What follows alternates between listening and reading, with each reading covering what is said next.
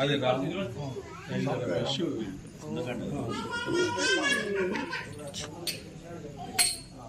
సర్వసంపదం లోకాభిరామం శ్రీరామం భూయో భూయో నమామ్యహం. గురు బ్రహ్మ గురు విష్ణు గురుదేవో మహేశ్వర గురు సాక్షాత్ పరబ్రహ్మ తస్మై శ్రీ గురువే నమః. వెంకటాద్రి సంస్థానం బ్రహ్మాండే నాస్తి కించన వెంకటే సమోదేవో నభూతో న భవిష్యతి. ఈరోజు సంకష్ట చతుర్థి వేడుకలు అత్యంత వైభవంగా ప్రతి నెలలో కూడా ఏటిగడ్డ భక్తులందరూ కూడా శోభాయమానంగా జరుపుకోవడం అనేటువంటిది ఆనవాయితీగా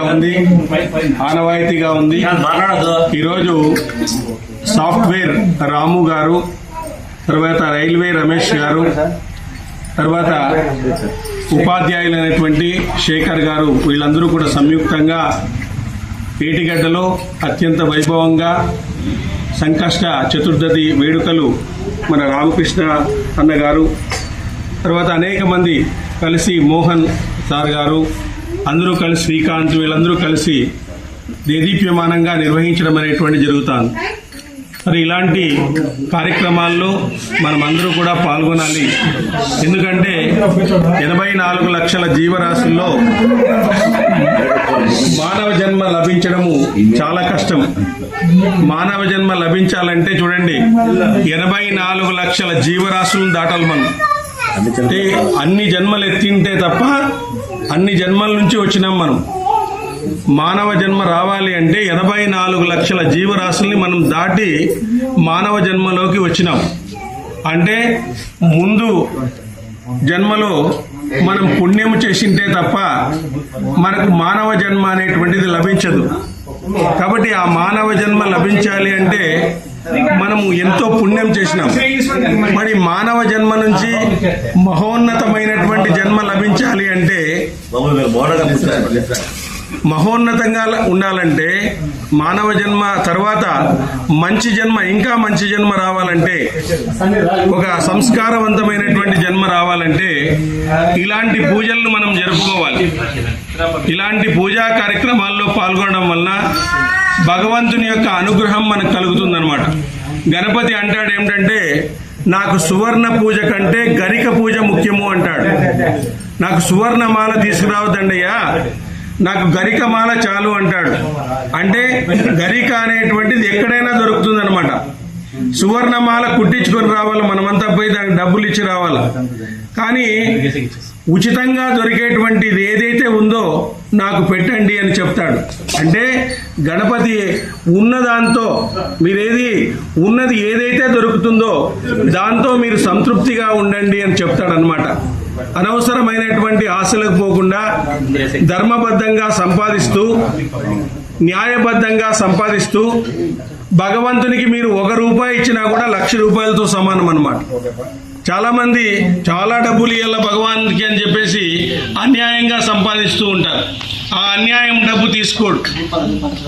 శ్రీ వెంకటేశ్వరుడే చెప్తాడంట లక్ష్మీదేవితో, స్వామి అంత హుండీ డబ్బులు వస్తాయి కదా, ఇంకా కుబేరుని యొక్క అప్పు ఎందుకు తీరలేదు అంటే, నేను అన్యాయం సొమ్ము తీసుకోను లక్ష్మి, ఎవరో ఈ పాదయాత్ర చేసుకుంటూ అక్కడక్కడ కూడబెట్టుకుని 100 రూపాయలు 200 రూపాయలు ఇట్లా చేసుకుని నా హుండీలోకి వేస్తారే, దాన్ని మాత్రమే నేను తీసుకుంటాను, మిగతావన్నీ వాళ్ళకే ఇచ్చేస్తాను, ఇక్కడ ఫెసిలిటీస్ అవన్నీ కలగజేయడానికి వాళ్ళకే ఇచ్చేస్తాను, నేను అవి తీసుకోను అని చెప్తాడు. వాడు ఎంత వేసినా కూడా, గాలి జనార్దన్ రెడ్డి అని ఆయన బంగారు కిరీటాన్ని చేసినాడంట. కానీ దాంట్లో పెట్టడానికి పోతే అది పట్టలేదంట స్వామి, వెనక్కి తీసిపోయి పారేసినారు దాన్ని తీసిపోయి. అంటే చూడండి, ఆ విధంగా అన్యాయంగా సంపాదించినటువంటి డబ్బు మనకు నిలవదు అనమాట. న్యాయపూరితంగా చేసినటువంటి డబ్బు మాత్రమే భగవంతుడు మనకు ఇవ్వడం అనేటువంటి జరుగుతుంది. కాబట్టి మనం ఏం చేయాలంటే ధర్మంగా ఉండాలా, ధర్మంగా సంపాదించాలా. ఆ ధర్మంగా సంపాదించినటువంటి డబ్బే భగవంతునికి చేరుతుంది. అన్యాయంగా సంపాదించిన డబ్బు భగవంతునికి చేరదు. ఎందుకంటే గణపతి గాని, అయ్యప్ప స్వామి గాని, హనుమంతుల వారు గాని తొందరగా అనుగ్రహం చేస్తారు.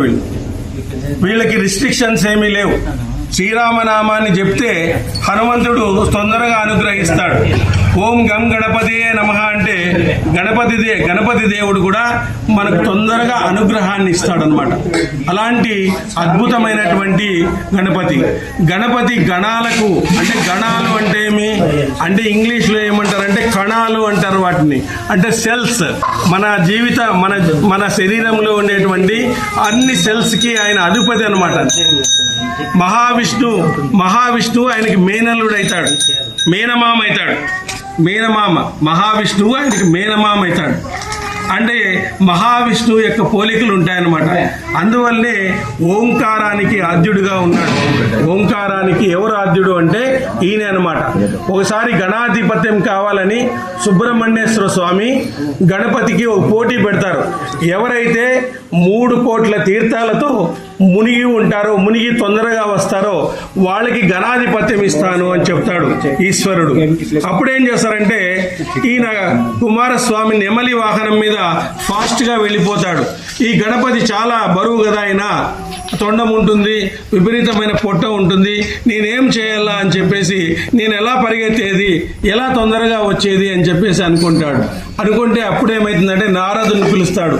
స్వామి, మీరు ఏదైనా ఉపాయం చెప్పండి, నేను కుమారస్వామితో కాంపిటీషన్ చేయలేను, ఆయన ఫాస్ట్గా వెళ్ళిపోతాడు, మీరు ఏదైనా ఉపాయం చెప్పండి అంటే ఆయన ఏం చెప్తాడంటే తల్లిదండ్రుల చుట్టూ చేయండి, తల్లిదండ్రుల చుట్టూ 3 చుట్లు తిరగండి, మీకు భూమండలం అంతా కూడా ప్రదక్షిణ చేసినటువంటి ఫలితం వస్తుంది అంటాడు.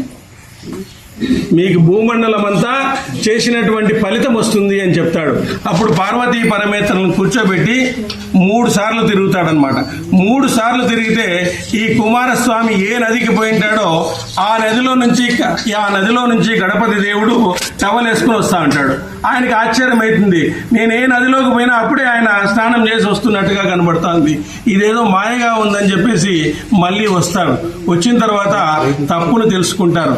అంటే ఈ యొక్క కథ వల్ల ఏమైతుంది అంటే ఆ గణాధిపత్యం ఆయనకే ఇస్తారు. ఎందుకంటే తల్లిదండ్రుల యొక్క సేవను ఎవరైతే చేస్తారో వాళ్లే ఇంకొక పూజను చేయడానికి అర్హులు అని చెప్తుంది ధర్మశాస్త్రం. ఈరోజు సాఫ్ట్వేర్ రాము గారు వాళ్ళ తల్లిదండ్రులు పిలుచుకుని వచ్చినారు. నాకు చాలా ఆనందం వేస్తుంది. తల్లిదండ్రులు పిలుచుకుని వచ్చి తల్లిదండ్రుల సమక్షంలో వాళ్ళు చేస్తున్నారంటే వాళ్ళని మనం సుఖపెట్టాలా. ఎందుకంటే ఈ శరీరాన్ని ఇచ్చినటువంటి వాళ్ళు దీన్ని పెంచి పెద్ద చేసినటువంటి వాళ్ళే, వాళ్ళ తెలివే మనకి వచ్చి ఉంటుందన్నమాట.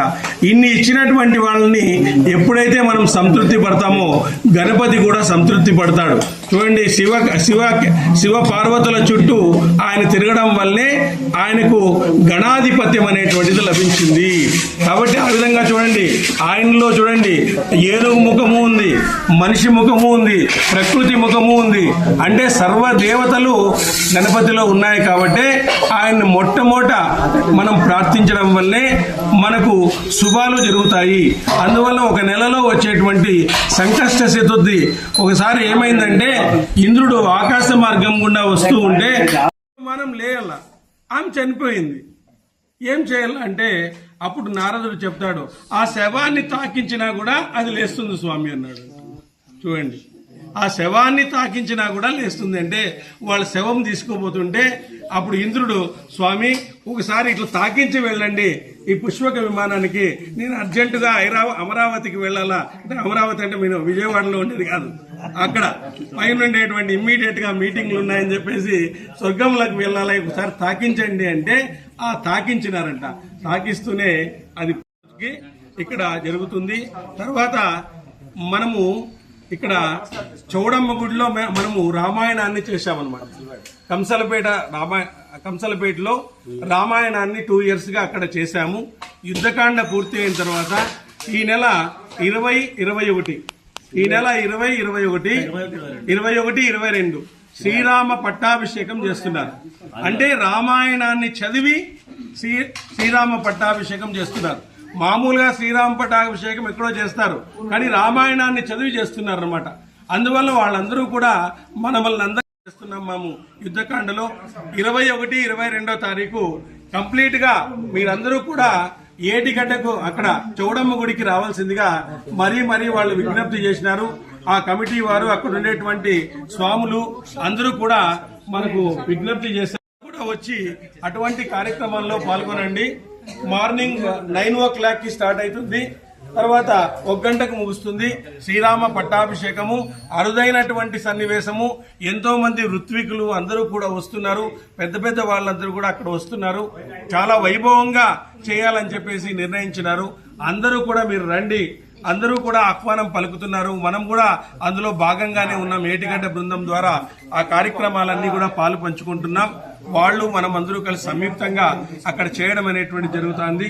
అందరూ కూడా ఖచ్చితంగా ఆ కార్యక్రమాల్లో పాల్గొనాలని మరీ మరీ విజ్ఞప్తి చేస్తున్నాము. హరి ఓం స్వస్తి గోవింద.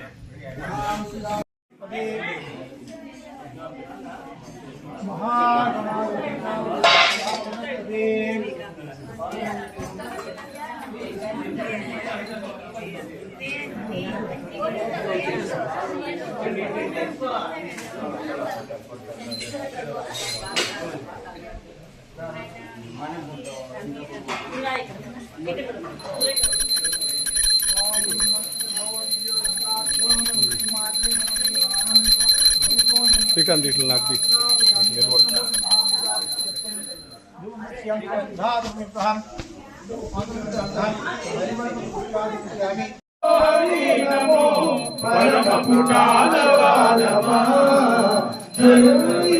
సృష్టికి ఆది మూలమా ఓం హరి నమో పరమ పుటాలవారమా జయ మంగళము నీకు సర్వేశ్వర జయ మంగళము నీకు జగజవాహిని జయ మంగళము నీకు సర్వేశ్వర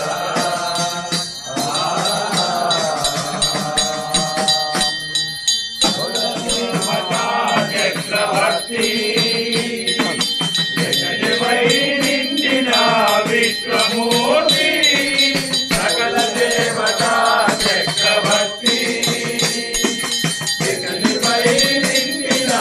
విశ్వమూర్తి అకలంకమైన దయానిధి అకలంకమైన దయానిధి ఓ వికటముఖ నమో విధికి విధి అకలంకమైన